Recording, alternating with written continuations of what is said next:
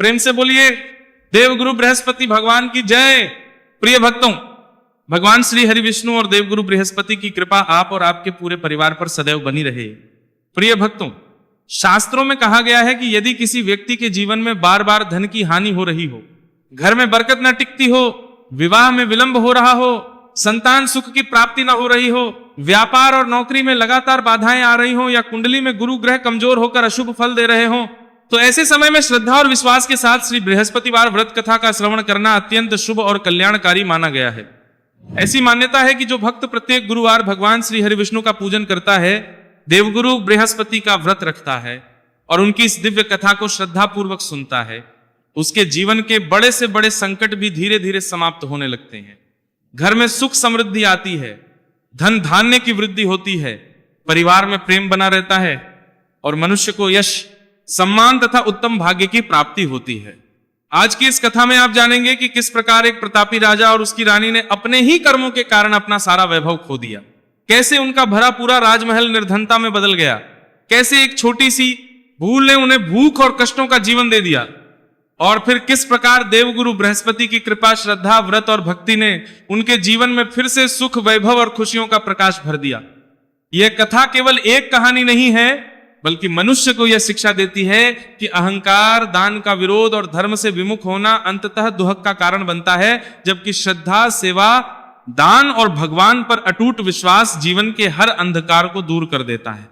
इसलिए आप सभी से विनम्र निवेदन है कि इस कथा को बीच में बिल्कुल भी ना छोड़ें, पूरे श्रद्धा भाव के साथ अंत तक अवश्य सुने, क्योंकि शास्त्रों में कहा गया है कि पूर्ण कथा श्रवण करने से ही पूर्ण फल की प्राप्ति होती है। यदि आप पहली बार हमारे चैनल पर आए हैं तो चैनल को सब्सक्राइब अवश्य कर लें और साथ ही बेल आइकन भी दबा दें, ताकि सनातन धर्म से जुड़ी ऐसी ही दिव्य कथाएं, व्रत, आरती, मंत्र और धार्मिक वीडियो सबसे पहले आप तक पहुंच सकें। और यदि आपके मन में कोई विशेष मनोकामना है, जैसे विवाह, संतान, नौकरी, व्यापार, धन, सुख समृद्धि, स्वास्थ्य या परिवार की खुशहाली, तो अभी सच्चे मन से कमेंट में लिखिए ओम ब्रह्म बृहस्पतये नमः और देवगुरु बृहस्पति से अपनी मनोकामना कहिए। प्रभु आपकी हर शुभ इच्छा अवश्य पूर्ण करें। तो आइए बिना किसी विलंब के पूर्ण श्रद्धा और भक्ति के साथ प्रारंभ करते हैं श्री बृहस्पतिवार व्रत की पावन एवं चमत्कारी संपूर्ण कथा। प्राचीन समय की बात है। भारतवर्ष में एक अत्यंत प्रतापी, धर्मात्मा और दयालु राजा राज्य करता था। उसकी प्रजा उसे पिता के समान मानती थी। उसके राज्य में किसी प्रकार का अन्याय नहीं था।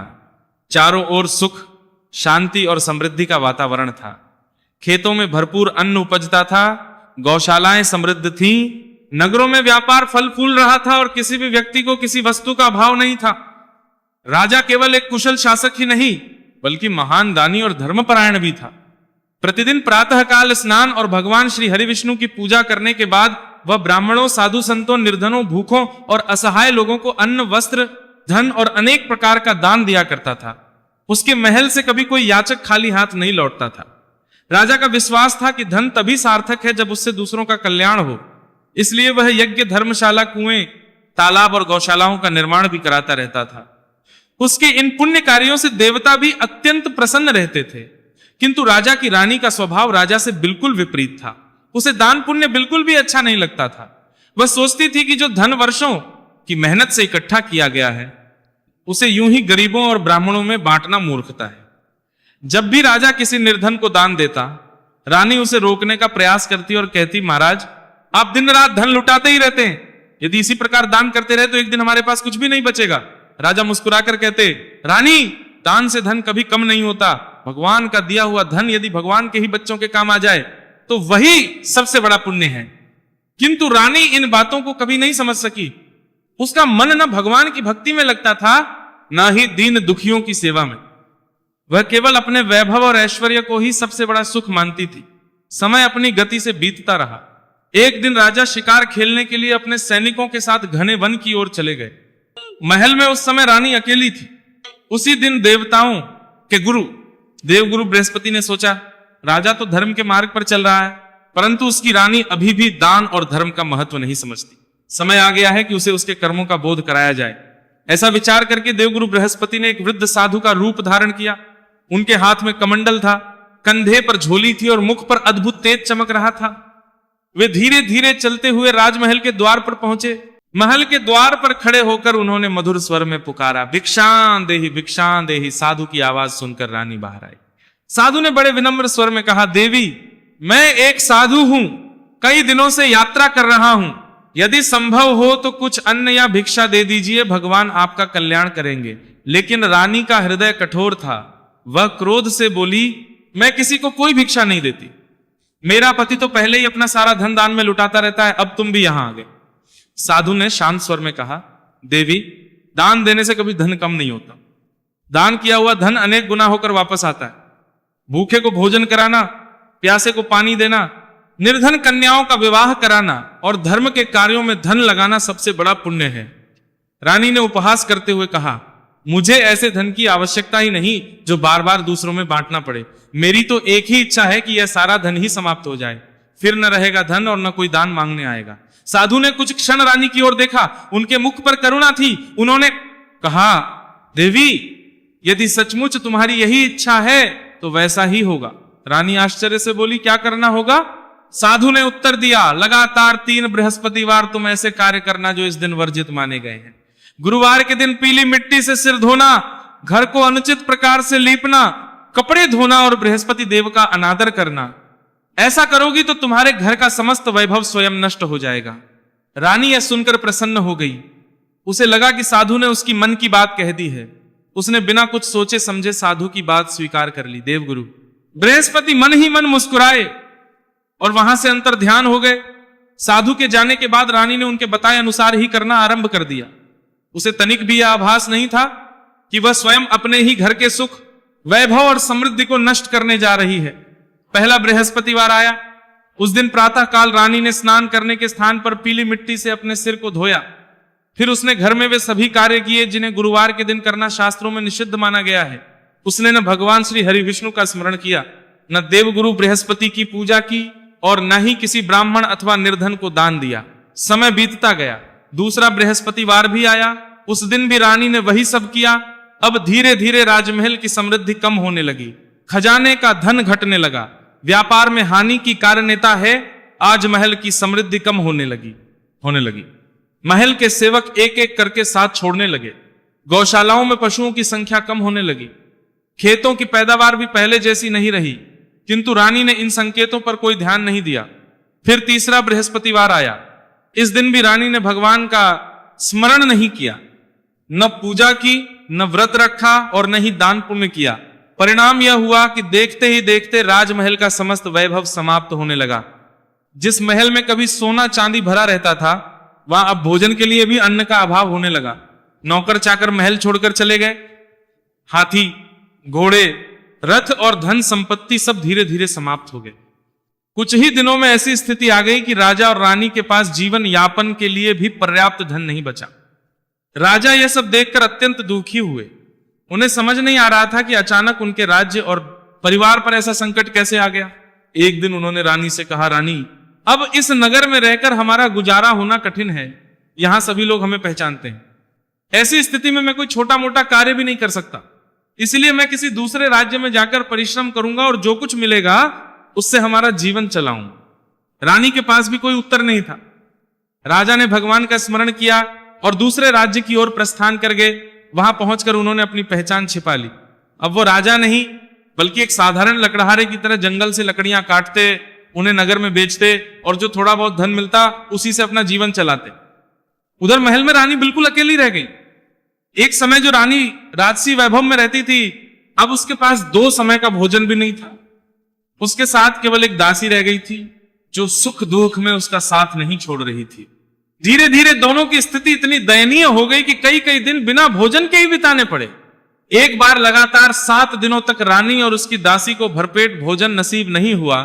भूख और दुख से व्याकुल होकर एक दिन रानी ने अपनी दासी से कहा, पास के नगर में मेरी बड़ी बहन रहती है, वो संपन्न है, तुम उसके पास जाओ और उससे कहना कि हमारी सहायता करे। शायद वो हमारी कुछ मदद कर दे जिससे कुछ दिनों तक हमारा गुजारा हो सके। रानी की आज्ञा पाकर दासी तुरंत उसकी बहन के घर की ओर चल पड़ी। उसे क्या पता था कि भगवान बृहस्पति की कृपा से अब उनके जीवन का सबसे बड़ा परिवर्तन होने वाला है। रानी की आज्ञा पाकर दासी तुरंत पास के नगर की ओर चल पड़ी, जहां रानी की बड़ी बहन अपने परिवार के साथ रहती थी। कई घंटे चलने के बाद वह उसके महल में पहुंची। संयोग से उस दिन बृहस्पतिवार था। रानी की बड़ी बहन स्नान करके पीले वस्त्र धारण किए हुए भगवान श्री हरिविष्णु और देवगुरु बृहस्पति का विधि पूर्वक पूजन कर रही थी। दीपक जल रहा था, केले के वृक्ष की पूजा की जा रही थी और श्रद्धा पूर्वक बृहस्पतिवार व्रत की कथा सुनी जा रही थी। दासी चुपचाप जाकर एक ओर खड़ी हो गई। जैसे ही कथा समाप्त होगी, वह अपनी रानी का संदेश सुनाएगी, वह यही सोचकर प्रतीक्षा करने लगी। लेकिन कथा के बीच में नियमवश रानी की बहन न तो उठ सकती थी और न ही किसी से बातचीत कर सकती थी। दासी बहुत देर तक खड़ी रही। जब उसे कोई उत्तर नहीं मिला तो उसके मन में यह विचार आया कि शायद रानी की बहन ने उसकी बात सुनकर भी अनसुनी कर दी है। दुखी मन से वो वहां से लौट आई। महल पहुंचकर उसने सारी बात रानी को बताई। दासी बोली, रानी जी, आपकी बहन ने मेरी ओर देखा तक नहीं। मैंने बहुत देर तक प्रतीक्षा की, पर उन्होंने मुझसे एक शब्द भी नहीं कहा। यह सुनकर रानी का हृदय और अधिक दुखी हो गया। वह बोली, लगता है अब संसार में हमारा कोई सहारा नहीं बचा। उधर जब बृहस्पतिवार की कथा समाप्त हुई और पूजा पूर्ण हुई, तब रानी की बड़ी बहन को अचानक दासी का ध्यान आया। वो सोचने लगी, अरे मेरी बहन की दासी आई थी, मैं कथा के नियम के कारण उससे बात नहीं कर सकी। न जाने वो क्या सोचकर लौट गई होगी। यह विचार आते ही वो तुरंत अपनी बहन के घर की ओर चल पड़ी। वहां पहुंचकर उसने अपनी छोटी बहन को अत्यंत दुखी अवस्था में देखा। उसकी आंखों में आंसू भर आए। उसने प्रेम से पूछा, बहन, दासी आई थी, पर मैं उस समय बृहस्पतिवार की कथा सुन रही थी। कथा के बीच बोलना नियम के विरुद्ध होता है, इसलिए मैं उससे बात नहीं कर सकी। अब बताओ क्या बात थी? इतना सुनते ही रानी की आंखों से आंसू बहने लगे। वो बोली, बहन, अब क्या बताऊं, हमारे घर की सारी संपत्ति नष्ट हो चुकी है। कई दिनों से हमारे घर में अन्न का एक दाना भी नहीं है। मैं और मेरी दासी पिछले 7 दिनों से भूखे हैं। यह सुनकर उसकी बहन का हृदय द्रवित हो उठा। उसने रानी का हाथ पकड़कर कहा, मैं करसाप करने जार करके 7 दिनों से भूखे हैं। बहन, निराश मत हो। देवगुरु बृहस्पति अपने भक्तों को कभी निराश नहीं करते। पहले तुम अपने घर में जाकर अच्छी तरह देखो। मुझे विश्वास है कि भगवान की कृपा से तुम्हें अवश्य कुछ मिलेगा। रानी को उसकी बात पर विश्वास नहीं हुआ। फिर भी बहन के आग्रह पर उसने दासी से कहा, जाकर देखो कहीं कुछ अन्न बचा हो तो। दासी घर के भीतर गई। वह एक एक कोठरी देखने लगी। अचानक उसकी दृष्टि एक बड़े घड़े पर पड़ी। उसने घड़े का ढक्कन हटाया और जैसे ही उसने भीतर देखा, उसकी खुशी का ठिकाना नहीं रहा। घड़ा उत्तम अन्न से पूरा भरा हुआ था। दासी दौड़ती हुई बाहर आई और प्रसन्न होकर बोली, रानी जी, भगवान की कृपा देखिए, हमारा घड़ा तो अन्न से भरा हुआ है। रानी यह सुनकर स्वयं भीतर गई। जब उसने अपनी आंखों से अन्न से भरा घड़ा देखा तो उसकी आंखों से आंसू बह निकले। वह समझ गई कि यह कोई साधारण बात नहीं, बल्कि स्वयं देवगुरु बृहस्पति की कृपा है। उसने अपनी बड़ी बहन के चरण पकड़ लिए और बोली, बहन, मुझे भी वह उपाय बताओ जिससे मेरे जीवन की दरिद्रता सदा के लिए समाप्त हो जाए। रानी की बहन मुस्कुराई और बोली, बहन, यह सब देवगुरु बृहस्पति की कृपा है। यदि तुम श्रद्धा और विश्वास से प्रत्येक गुरुवार भगवान श्री हरिविष्णु का पूजन करोगी, बृहस्पतिवार का व्रत रखोगी, कथा सुनोगी और दान पुण्य करोगी, तो भगवान तुम्हारे सारे दुहक दूर कर देंगे। इसके बाद उसने बड़ी श्रद्धा से रानी को श्री बृहस्पतिवार व्रत की संपूर्ण विधि समझानी। आरंभ की रानी की बड़ी बहन ने प्रेम पूर्वक कहा, बहन, देवगुरु बृहस्पति अत्यंत दयालु हैं। वे अपने भक्तों की थोड़ी सी श्रद्धा से भी प्रसन्न हो जाते हैं। यदि तुम सच्चे मन से उनका व्रत और पूजन करोगी तो तुम्हारे जीवन की सारी दरिद्रता दूर हो जाएगी। इसके बाद उसने बृहस्पतिवार व्रत की विधि समझाते हुए कहा, प्रत्येक गुरुवार प्रातःकाल ब्रह्म मुहूर्त में उठकर स्नान करो, स्वच्छ पीले वस्त्र धारण करो, भगवान श्री हरि विष्णु तथा देवगुरु बृहस्पति का ध्यान करो, केले के वृक्ष की जड़ में जल अर्पित करो, चने की दाल, गुड़, हल्दी, पीले पुष्प और पीले फलों से भगवान का पूजन करो, घी का दीपक जलाओ, श्रद्धा पूर्वक बृहस्पतिवार व्रत कथा सुनो और दिन भर सात्विक रहकर केवल पीले भोजन का ही सेवन करो। यदि श्रद्धा से यह व्रत किया जाए तो भगवान बृहस्पति दरिद्र को धनवान, निराश को आशावान और दुखी को सुखी बना देते हैं। रानी ने हाथ जोड़कर कहा, बहन, आज से मैं जीवन भर इस व्रत का पालन करूंगी। कुछ दिनों बाद पुनः गुरुवार का शुभ दिन आया। प्रातःकाल रानी और उसकी दासी दोनों ने स्नान किया, घर की यथाशक्ति सफाई की, भगवान श्री विष्णु और देवगुरु बृहस्पति का स्मरण किया, किंतु उनके सामने एक नई समस्या खड़ी हो गई। पूजा के लिए चने की दाल और गुड़ तो किसी प्रकार मिल गया, परंतु व्रत खोलने के लिए पीला भोजन कहां से लाएं? रानी ने उदास होकर कहा, आज तो हमने व्रत रख लिया, पर भगवान को भोग कैसे लगाएंगे और स्वयं क्या खाएंगे? दासी ने भी निराश होकर भगवान से प्रार्थना की। उसी समय देवगुरु बृहस्पति अपने भक्तों की परीक्षा पूरी होते देखकर अत्यंत प्रसन्न हुए। उन्होंने एक साधारण मनुष्य का रूप धारण किया और 2 स्वर्णिम थालों में सुगंधित पीला भोजन लेकर रानी के द्वार पर पहुंचे। दासी ने द्वार खोला तो सामने एक तेजस्वी पुरुष खड़े थे। उन्होंने मुस्कुराकर कहा, माता, यह भोजन भगवान का प्रसाद है, इसे स्वीकार कीजिए। इतना कहकर वे दोनों थाल वहीं रखकर अदृश्य हो गए। रानी और दासी आश्चर्यचकित रह गई। उन्होंने चारों ओर देखा किंतु वह दिव्य पुरुष कहीं दिखाई नहीं दिए। दोनों समझ गए कि यह कोई साधारण मनुष्य नहीं बल्कि स्वयं देवगुरु बृहस्पति थे। दोनों की आंखों से आनंद के आंसू बह निकले। उन्होंने पहले भगवान को भोग लगाया, फिर श्रद्धा पूर्वक प्रसाद ग्रहण किया। उस दिन के बाद रानी और उसकी दासी प्रत्येक गुरुवार पूर्ण श्रद्धा, विश्वास और भक्ति से बृहस्पतिवार का व्रत करने लगी। कुछ ही समय में भगवान बृहस्पति की कृपा से उनके जीवन में चमत्कारी परिवर्तन होने लगा। जो घर कभी निर्धनता से भर गया था वहां फिर से धन, धान्य और समृद्धि लौटने लगी। सूने पड़े भंडार फिर भरने लगे। घर में सुख शांति आने लगी। लोग फिर से रानी का सम्मान करने लगे। किंतु कुछ समय बाद जब सब कुछ पहले जैसा होने लगा तब रानी के मन में फिर से आलस्य और अभिमान आने लगा। यह देखकर उसकी बुद्धिमान दासी ने उसे समझाया, रानी जी, क्या आप फिर वही भूल दोहराना चाहती हैं? याद कीजिए, जब आपने धर्म और दान छोड़ दिया था तब आपका सब कुछ नष्ट हो गया था।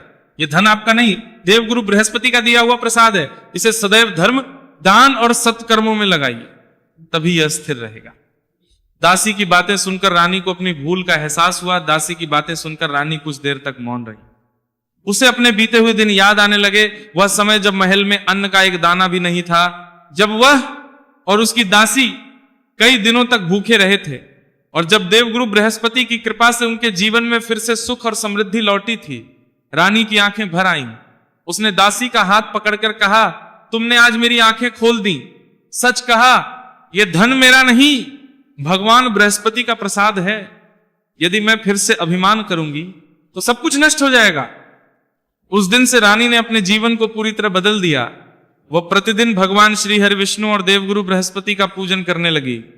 प्रत्येक गुरुवार श्रद्धा पूर्वक व्रत रखती, कथा सुनती और गरीबों को भोजन कराती, निर्धन ब्राह्मणों को दान देती, अनाथ कन्याओं के विवाह में सहायता करती, प्यासों के लिए प्याऊ बनवाती और यात्रियों के लिए धर्मशालाएं बनवाती।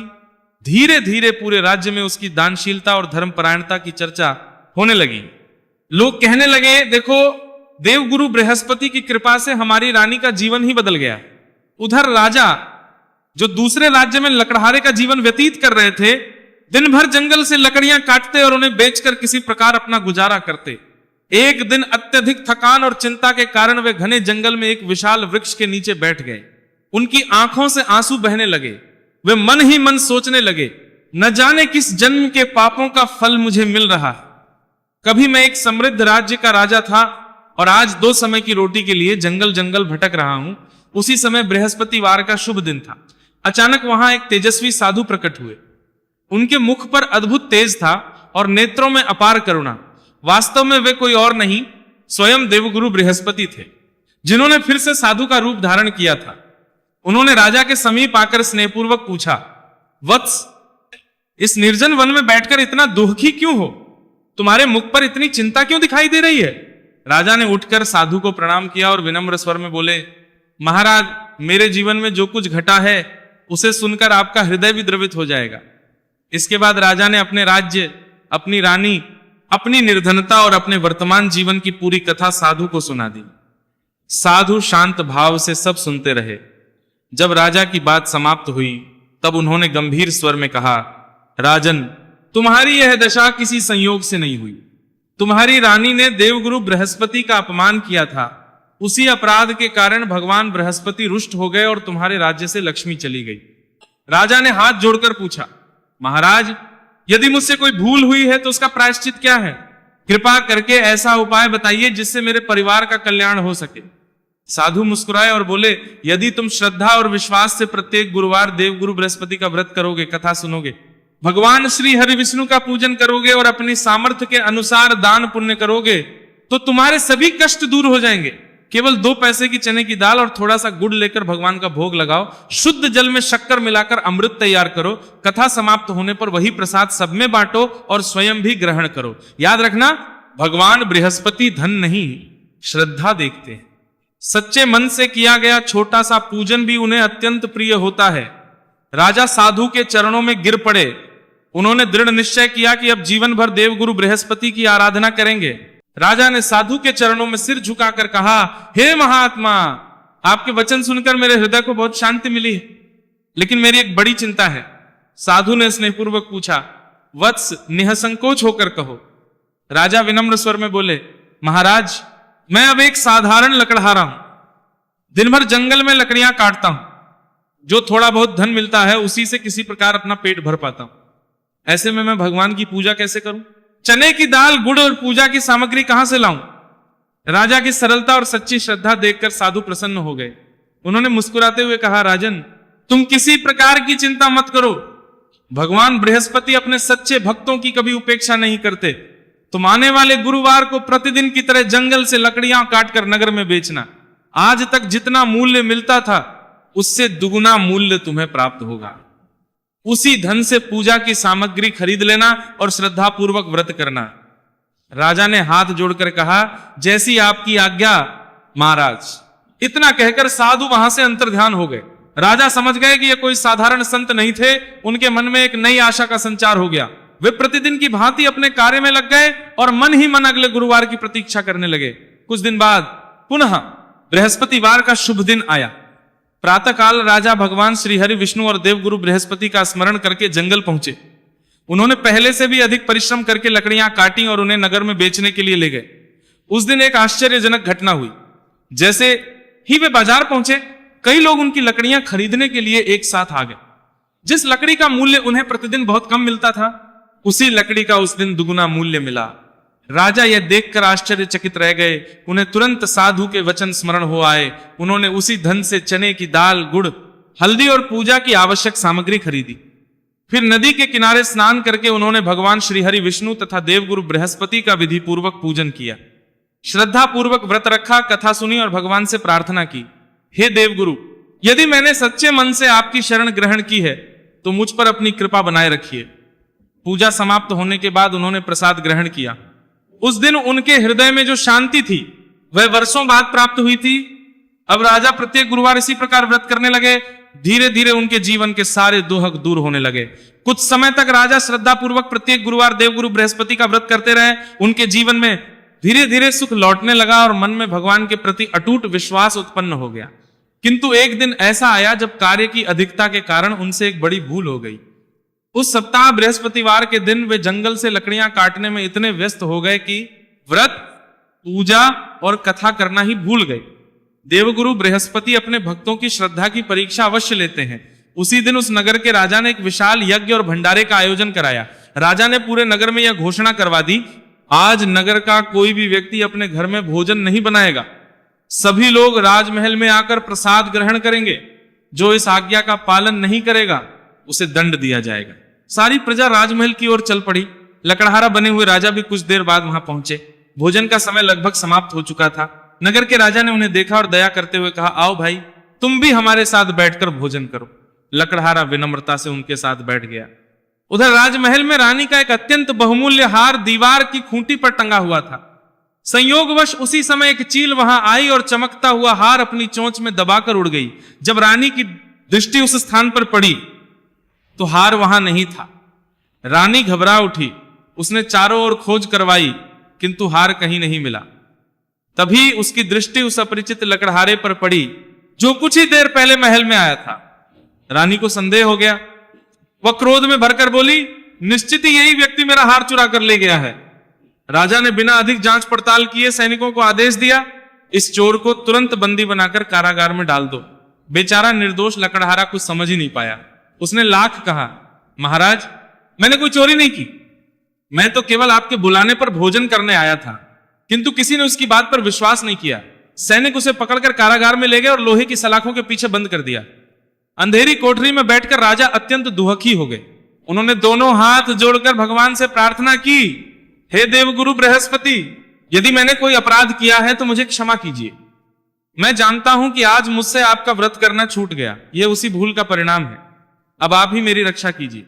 वे बार बार उसी तेजस्वी साधु को स्मरण करने लगे जिसने उन्हें बृहस्पतिवार व्रत का उपदेश दिया था। उनकी करुण पुकार सुनकर देवगुरु बृहस्पति पुनः साधु का रूप धारण करके कारागार में प्रकट हुए। साधु को सामने देखकर राजा की आंखों से आंसू बह निकले। उन्होंने तुरंत उठकर उनके चरण पकड़ लिए। साधु ने प्रेम से कहा, वत्स घबराओ मत, यह सब तुम्हारी श्रद्धा की परीक्षा। राजा ने रोते हुए कहा, महाराज मैंने तो कोई चोरी नहीं की, फिर भी मैं कारागार में बंद हूं। साधु मुस्कुराए और बोले, तुम्हारा अपराध केवल इतना है कि आज तुमने बृहस्पतिवार का व्रत और कथा नहीं की। अब ध्यान से सुनो, आने वाले गुरुवार को तुम्हें इस कारागार के द्वार पर 4 पैसे पड़े मिलेंगे। उन्हीं पैसों से चने की दाल और गुड़ खरीदकर भगवान बृहस्पति का व्रत करना और कथा सुनना। भगवान स्वयं तुम्हें इस संकट से मुक्त करेंगे। इतना कहकर साधु उसी प्रकार अदृश्य हो गए। राजा के हृदय में फिर से आशा जाग उठी। उन्हें पूर्ण विश्वास हो गया कि अब देवगुरु बृहस्पति स्वयं उनकी रक्षा करेंगे। राजा ने साधु के वचनों को अपने हृदय में बसा लिया। अब उन्हें पूरा विश्वास था कि देवगुरु बृहस्पति अवश्य उनकी रक्षा करेंगे। वे कारागार में भी निरंतर भगवान श्री हरि विष्णु और देवगुरु बृहस्पति का नाम जपते रहे। धीरे धीरे 1 सप्ताह बीत गया। फिर पावन बृहस्पतिवार का दिन आया। प्रातः काल जब कारागार का द्वार खोला गया तब राजा ने देखा कि ठीक उसी स्थान पर 4 पैसे पड़े हुए हैं जहां साधु ने बताया था। यह देखकर उनके नेत्रों से आनंद के आंसू बह निकले। वे समझ गए कि यह स्वयं देवगुरु बृहस्पति की कृपा है। उन्होंने कारागार के प्रहरी से विनती की, भाई कृपा करके इन 4 पैसों से मेरे लिए थोड़ी सी चने की दाल और थोड़ा सा गुड़ ला दो। प्रहरी ने दया करके उनकी बात मान ली। कुछ ही देर में वह चने की दाल और गुड़ लेकर आ गया। राजा ने उसी कारागार में बैठकर अत्यंत श्रद्धा और भक्ति के साथ भगवान श्री हरि विष्णु तथा देवगुरु बृहस्पति का ध्यान किया।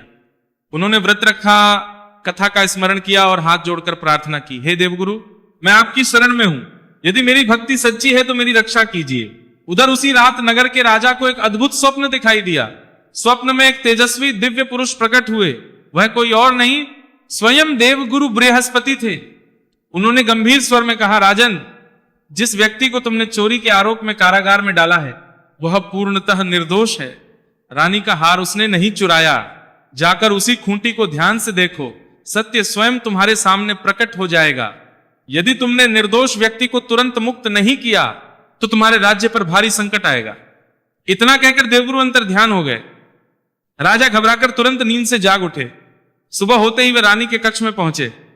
उन्होंने उसी खूंटी की ओर देखा और आश्चर्य, रानी का बहुमूल्य हार वहीं टंगा हुआ था। वास्तव में जिस चील ने हार उठाया था उसने बाद में उसे पुनः उसी स्थान पर गिरा दिया था। राजा अपनी भूल समझ गए। उन्हें अपने किए पर बहुत पश्चाताप हुआ। उन्होंने तुरंत सैनिकों को आदेश दिया, जिस लकड़हारे को हमने बंदी बनाया है उसे अभी इसी क्षण सम्मान सहित हमारे सामने लाया जाए।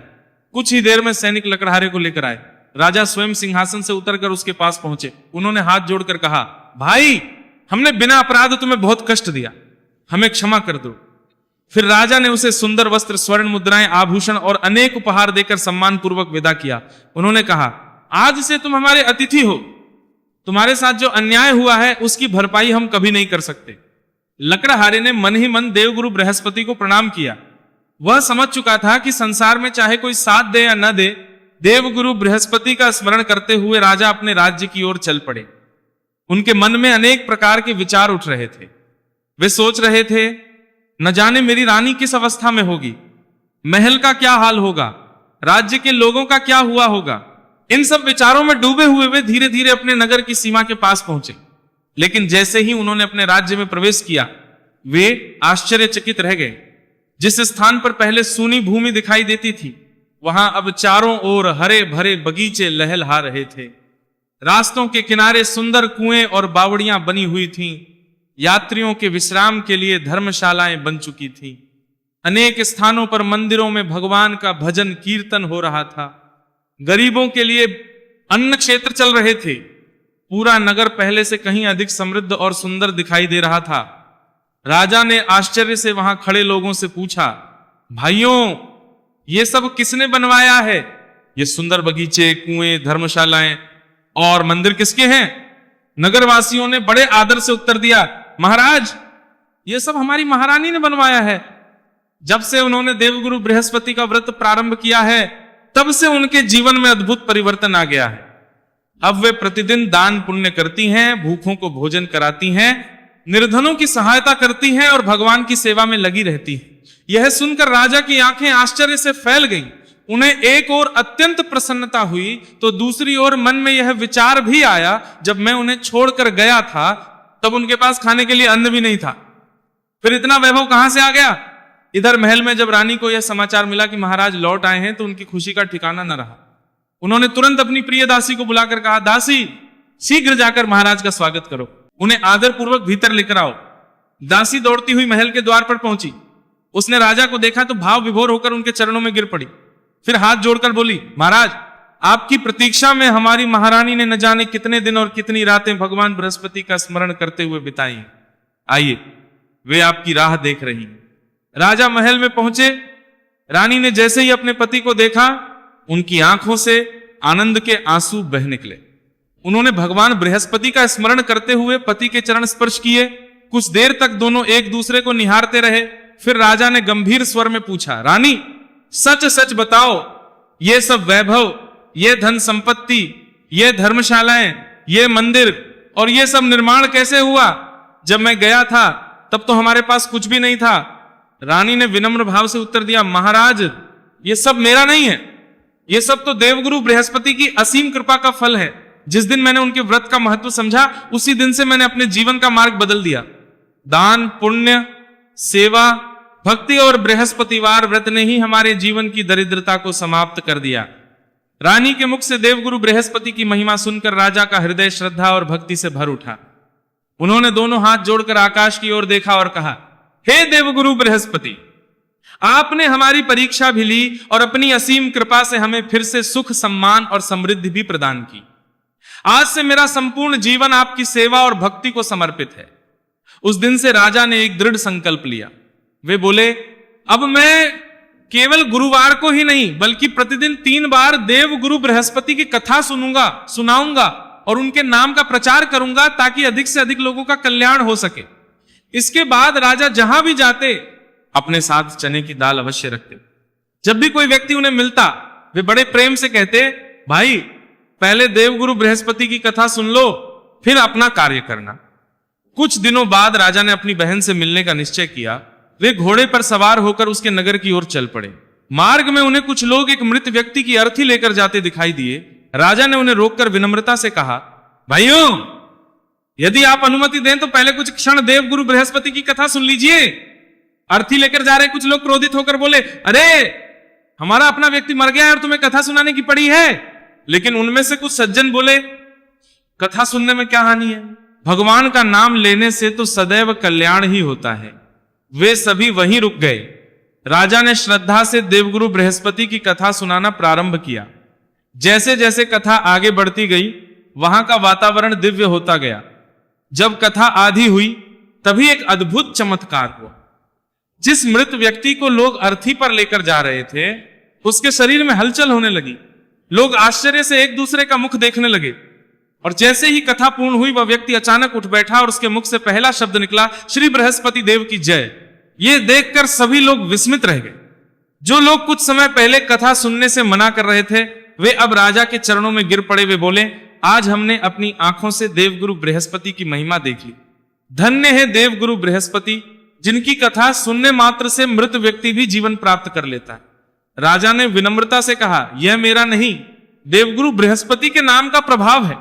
श्रद्धा और विश्वास से उनका स्मरण करने वाला कभी निराश नहीं होता। इसके बाद राजा आगे बढ़े।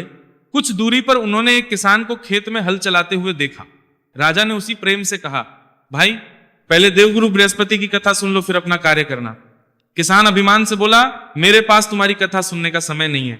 जब तक मैं तुम्हारी कथा सुनूंगा तब तक अपने खेत की कई कतारें जोत लूंगा। राजा मुस्कुराकर आगे बढ़ गए। राजा के वहां से आगे बढ़ते ही देवगुरु बृहस्पति की लीला प्रकट होने लगी। जो किसान कुछ ही क्षण पहले अभिमान में भरकर कथा सुनने से मना कर रहा था, उसके साथ अचानक एक विचित्र घटना घटी। जैसे ही उसने हल चलाना प्रारंभ किया, उसके दोनों बैल एक साथ भूमि पर गिर पड़े। उसी क्षण किसान के पेट में असहनीय पीड़ा होने लगी। वह दर्द से तड़पने लगा और खेत में ही गिर पड़ा। इतने में उसकी वृद्ध माता भोजन लेकर खेत पर पहुंची। उसने अपने पुत्र की यह दशा देखी तो घबरा गई। वह दौड़कर उसके पास आई और बोली, बेटा ये क्या हुआ? अभी तो तुम बिल्कुल स्वस्थ थे। किसान दर्द से कराहते हुए बोला, मां, अभी कुछ देर पहले एक राजा यहां आए थे। वे मुझे देवगुरु बृहस्पति की कथा सुनाना चाहते थे, लेकिन मैंने उनका अपमान कर दिया और कथा सुनने से मना कर दिया। उनके जाते ही ये विपत्ति आ गई। ये सुनते ही वृद्धा समझ गई कि यह कोई साधारण घटना नहीं है। वह तुरंत उसी दिशा में दौड़ी जिधर राजा गए थे। कुछ दूर चलने पर उसने राजा को देखा। वह उनके चरणों में गिर पड़ी और हाथ जोड़कर बोली, महाराज कृपा करके मेरे घर चलिए। मेरे पुत्र से बहुत बड़ी भूल हो गई है। उसने आपकी बात नहीं मानी। अब वह भयंकर पीड़ा से तड़प रहा है। राजा का हृदय करुणा से भर उठा। वे तुरंत उस वृद्धा के साथ खेत में पहुंचे। वहां किसान अभी भी दर्द से करा रहा था और उसके दोनों बैल भूमि पर पड़े थे। राजा ने शांत भाव से कहा, भाई, भगवान का नाम लेने में कभी देर नहीं करनी चाहिए। अभी भी श्रद्धा से देवगुरु बृहस्पति की कथा सुनो। किसान ने पश्चाताप करते हुए हाथ जोड़ दिए। उसकी आंखों से आंसू बहने लगे। वह बोला, महाराज, मुझसे बहुत बड़ा अपराध हो गया। कृपया मुझे क्षमा कर दीजिए। अब मैं पूरे मन से कथा सुनूंगा। राजा ने वहीं खेत में बैठकर श्रद्धा पूर्वक देवगुरु बृहस्पति की कथा सुनानी प्रारंभ की। कथा का प्रत्येक शब्द मानो अमृत के समान किसान के हृदय में उतर रहा था। जैसे ही कथा पूर्ण हुई, एक अद्भुत चमत्कार हुआ। किसान के पेट का भयंकर दर्द तुरंत समाप्त हो गया। वह उठकर खड़ा हो गया। उसी समय उसके दोनों बैल भी स्वस्थ होकर खड़े हो गए और पहले की भांति चलने लगे। यह दृश्य देखकर किसान, उसकी माता और वहां उपस्थित सभी लोग आश्चर्यचकित रह गए। सभी ने एक स्वर में जयकारा लगाया, देवगुरु बृहस्पति महाराज की जय। किसान राजा के चरणों में गिर पड़ा और बोला, महाराज, आज मुझे समझ में आ गया कि भगवान की कथा का अपमान कभी नहीं करना चाहिए। आज से मैं भी प्रत्येक गुरुवार श्रद्धा से देवगुरु बृहस्पति का व्रत करूंगा और उनकी कथा सुनूंगा। राजा ने उसे आशीर्वाद दिया और आगे अपनी बहन के नगर की ओर प्रस्थान किया। उन्हें अभी यह नहीं पता था कि वहां भी देवगुरु बृहस्पति उनकी महिमा का एक और अद्भुत चमत्कार दिखाने वाले। किसान और उसकी माता को देवगुरु बृहस्पति की महिमा का प्रत्यक्ष अनुभव कराकर राजा आगे बढ़े और कुछ समय बाद अपनी बहन के नगर पहुंच गए। बहन ने जैसे ही अपने भाई को देखा, वह अत्यंत प्रसन्न हो गई। उसने आदर पूर्वक उनका स्वागत किया, चरण स्पर्श किए और बड़े प्रेम से महल के भीतर ले गई। उस दिन राजा के सम्मान में अनेक प्रकार के स्वादिष्ट व्यंजन बनाए गए। दोनों भाई बहन ने वर्षों बाद मिलकर सुख दुहक की बातें की और रात्रि विश्राम किया। अगले दिन प्रातःकाल जब राजा उठे तो उन्होंने देखा कि पूरे महल में सभी लोग भोजन कर रहे हैं। राजा ने अपनी बहन से पूछा, बहन, क्या इस नगर में कोई ऐसा व्यक्ति नहीं है जिसने अभी तक भोजन न किया हो? मैं चाहता हूं कि पहले उसे देवगुरु बृहस्पति की कथा सुनाऊं, फिर वह भोजन करे। बहन मुस्कुराकर बोली, भैया, हमारे नगर की रीति कुछ अलग है। यहां लोग पहले भोजन करते हैं, फिर अपने अन्य कार्य करते हैं। फिर भी भाई की इच्छा पूरी करने के लिए वह नगर में निकल पड़ी। उसने एक एक घर जाकर पूछा, लेकिन सभी लोग भोजन कर चुके थे। अंत में वह एक कुम्हार के घर पहुंची। वहां का दृश्य देखकर उसका हृदय द्रवित हो गया। कुम्हार का एकमात्र पुत्र कई दिनों से गंभीर रूप से बीमार पड़ा था। घर के सभी लोग उसकी चिंता में इतने दुखी थे कि पिछले 3 दिनों से किसी ने अन्न का एक दाना भी ग्रहण नहीं किया था। राजा की बहन ने उनसे कहा, यदि आप अनुमति दें तो मेरे भाई देवगुरु बृहस्पति की कथा सुनाएंगे। भगवान की कृपा से आपका पुत्र अवश्य स्वस्थ हो जाएगा। दुखी माता पिता तुरंत तैयार हो गए। कुछ ही देर में राजा वहां पहुंचे। उन्होंने बीमार बालक को देखा और भगवान श्री हरि विष्णु तथा देवगुरु बृहस्पति का स्मरण करके श्रद्धा पूर्वक कथा सुनाना प्रारंभ किया।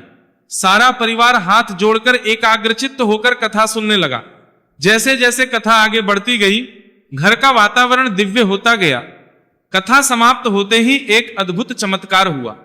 जो बालक कई दिनों से बिस्तर पर पड़ा था, उसने धीरे धीरे अपनी आंखें खोली। कुछ ही क्षणों में वह उठकर बैठ गया। फिर उसने अपने माता पिता की ओर देखा और स्वयं अपने पैरों पर खड़ा हो गया। यह दृश्य देखकर कुम्हार और उसकी पत्नी की आंखों से आनंद के आंसू बहने लगे। वे राजा के चरणों में गिर पड़े और बोले, महाराज, आज हमारे पुत्र को नया जीवन मिला है। यह सब देवगुरु बृहस्पति की असीम कृपा और आपकी श्रद्धा का प्रताप है। राजा ने विनम्रता से कहा, इसमें मेरा कोई चमत्कार नहीं। यह सब देवगुरु बृहस्पति की कृपा और भगवान श्री हरि विष्णु की महिमा है। जो मनुष्य श्रद्धा और विश्वास से उनका व्रत करता है और कथा सुनता है, उसके जीवन के बड़े से बड़े संकट भी दूर हो जाते हैं। धीरे धीरे यह समाचार पूरे नगर में फैल गया। लोग दूर दूर से राजा के दर्शन करने आने लगे। सभी उनके मुख से बृहस्पतिवार व्रत कथा सुनना चाहते थे। राजा जहां भी जाते लोगों को धर्म, दान और देवगुरु बृहस्पति की भक्ति का संदेश देते। कुछ दिन अपनी बहन के यहां रहकर उन्होंने अपने राज्य लौटने का निश्चय किया। अब उनके राज्य में सुख, शांति और समृद्धि पहले से भी अधिक बढ़ चुकी थी। प्रजा प्रसन्न थी, चारों ओर धर्म और सत्कर्मों का वातावरण था, दान पुण्य के कार्य निरंतर चल रहे थे और प्रत्येक गुरुवार पूरे राज्य में देवगुरु बृहस्पति की कथा का आयोजन होने लगा। किंतु इतना वैभव होने पर भी राजा के मन में एक पीड़ा थी। उनके कोई संतान नहीं थी। एक दिन अत्यंत दुखी होकर उन्होंने रानी से कहा, हे रानी, भगवान बृहस्पति की कृपा से हमें धन, वैभव, यश और सम्मान सब कुछ प्राप्त हो गया, परंतु हमारे जीवन में संतान सुख नहीं है। जिस घर में संतान न हो वह घर कितना ही समृद्ध क्यों न हो, मन में एक खालीपन बना ही रहता है। राजा की बातें सुनकर रानी ने बड़े विश्वास के साथ कहा, महाराज आप चिंता क्यों करते हैं? जिन्होंने हमें निर्धनता से निकालकर फिर से समृद्ध बनाया, वे देवगुरु बृहस्पति हमें संतान सुख भी अवश्य प्रदान करेंगे। हमें केवल श्रद्धा और धैर्य बनाए रखना चाहिए। रानी की अटूट श्रद्धा देखकर राजा को भी साहस मिला। दोनों पति पत्नी पहले से भी अधिक नियम पूर्वक प्रत्येक गुरुवार व्रत करने लगे। वे गुरुवार व्रत करने लगे, मैं कुचले में कहा करने लगे। भगवान श्री हरि विष्णु और देवगुरु बृहस्पति का पूजन करते, कथा सुनते, गरीबों को भोजन कराते और ब्राह्मणों को दान देते। एक रात जब राजा भगवान का स्मरण करते हुए सोए हुए थे, तब उन्हें स्वप्न में दिव्य प्रकाश दिखाई दिया। उस प्रकाश के मध्य स्वयं देवगुरु बृहस्पति प्रकट हुए। उनके मुखमंडल पर दिव्य तेज था। उन्होंने मधुर स्वर में कहा, राजन अब चिंता त्याग दो, तुम्हारी रानी के गर्भ में एक तेजस्वी पुत्र आने वाला है। वह पुत्र धर्मपरायण, पराक्रमी और कुल का यश बढ़ाने वाला होगा। इतना कहकर देवगुरु बृहस्पति अंतर ध्यान हो गए। सुबह होते ही राजा ने अपना स्वप्न रानी को सुनाया। रानी की आंखों से आनंद के आंसू बह निकले। उन्होंने हाथ जोड़कर भगवान का धन्यवाद किया। कुछ समय बाद देवगुरु जार करता है, आंत जार कर देवगुरु। बृहस्पति के वरदान के अनुसार रानी गर्भवती हुई। पूरा राज्य इस शुभ समाचार से आनंदित हो उठा।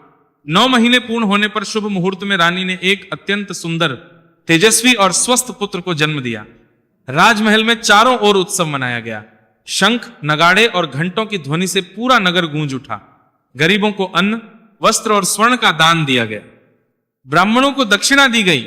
संपूर्ण राज्य में मिठाइयां बांटी गईं। राजा और रानी की खुशी का ठिकाना नहीं था।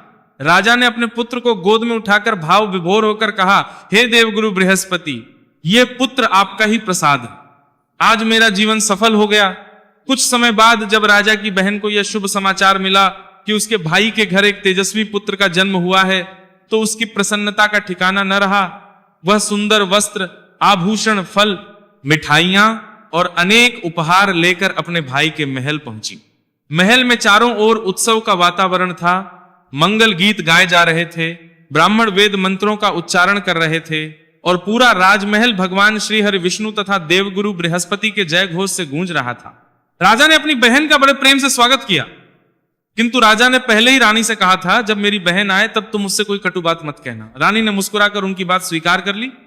राजा की बहन ने नवजात बालक को गोद में लिया, उसे आशीर्वाद दिया और प्रेम से बोली, भगवान बृहस्पति की कृपा से यह बालक दीर्घायु, धर्मात्मा और यशस्वी बने। कुछ समय बाद राजा ने अपनी बहन से कहा, बहन, आज जो सुख हमारे घर में आया है वह केवल देवगुरु बृहस्पति की असीम कृपा का ही फल है। बहन ने मुस्कुराकर उत्तर दिया, भैया, भगवान बृहस्पति कभी भी अपने सच्चे भक्तों को निराश नहीं करते। जिस प्रकार उन्होंने निर्धनता में तुम्हारी रक्षा की, कारागार से तुम्हें मुक्त कराया, तुम्हारा खोया हुआ राज्य लौटाया और आज तुम्हें संतान सुख प्रदान किया, उसी प्रकार वे प्रत्येक श्रद्धालु की मनोकामना पूर्ण करते हैं। राजा ने हाथ जोड़कर कहा, आज से हमारे राज्य में प्रत्येक गुरुवार देवगुरु बृहस्पति का व्रत और कथा अवश्य होगी। जो भी श्रद्धा से इस व्रत को करेगा उसकी यथाशक्ति सहायता भी की जाएगी। उस दिन से पूरे राज्य में प्रत्येक बृहस्पतिवार भगवान श्री हरि विष्णु और देवगुरु बृहस्पति का भव्य पूजन होने लगा। लोग पीले वस्त्र धारण करते, केले के वृक्ष का पूजन करते, चने की दाल और गुड़ का भोग लगाते, कथा सुनते और निर्धनों को दान देते। धीरे धीरे उस राज्य में कभी भी अकाल नहीं पड़ा। प्रजा सदैव सुखी रही। धर्म, समृद्धि और शांति का वास बना रहा। राजा, रानी और उनका पुत्र दीर्घ काल तक न्यायपूर्वक राज्य करते रहे। अंत समय आने पर देवगुरु बृहस्पति की कृपा से वे समस्त सांसारिक सुखों का भोग कर दिव्य लोक को प्राप्त हुए। जो स्त्री या पुरुष श्रद्धा और विश्वास के साथ प्रत्येक गुरुवार देवगुरु बृहस्पति का व्रत करता है, जो भगवान श्री हरि विष्णु का पूजन करता है, जो बृहस्पतिवार की कथा स्वयं पढ़ता है, सुनता है अथवा दूसरों को सुनाता है, उसके जीवन से दरिद्रता दूर होती है, घर में सुख शांति और समृद्धि का वास होता है, रुके हुए कार्य पूर्ण होते हैं, योग्य संतान की प्राप्ति होती है, वैवाहिक जीवन में मधुरता आती है, ज्ञान, यश, सम्मान और ऐश्वर्य की वृद्धि होती है, और अंत में भगवान श्री हरि विष्णु तथा देवगुरु बृहस्पति की कृपा से मनुष्य को उत्तम गति प्राप्त होती है। इसी विश्वास के साथ सभी भक्त प्रेम पूर्वक बोलिए, देवगुरु बृहस्पति महाराज की जय, श्री हरि विष्णु भगवान की जय, सदगुरु भगवान की जय। तो प्रिय भक्तगणों, उम्मीद करता हूं आज की यह कथा आपको अत्यंत ही पसंद आई होगी, इसलिए वीडियो को लाइक करके कमेंट में जय श्री हरि विष्णु लिखते हुए वीडियो को शेयर अवश्य कीजिएगा, और भगवान भोलेनाथ तथा भगवान विष्णु की अन्य दिव्यमय कथाएं सुनने के लिए हमारे चैनल को सब्सक्राइब करके बेल बटन को भी लीजिएगा। प्रिय भक्तों, आज से प्रिय सावन मास का शुभारंभ हो रहा है, तो आप हमारे चैनल पर सावन मास महात्म्य और शिव महापुराण की कथा और महिमा सुनना मत भूलिएगा। भगवान नारायण सबका कल्याण करें। हरे कृष्ण।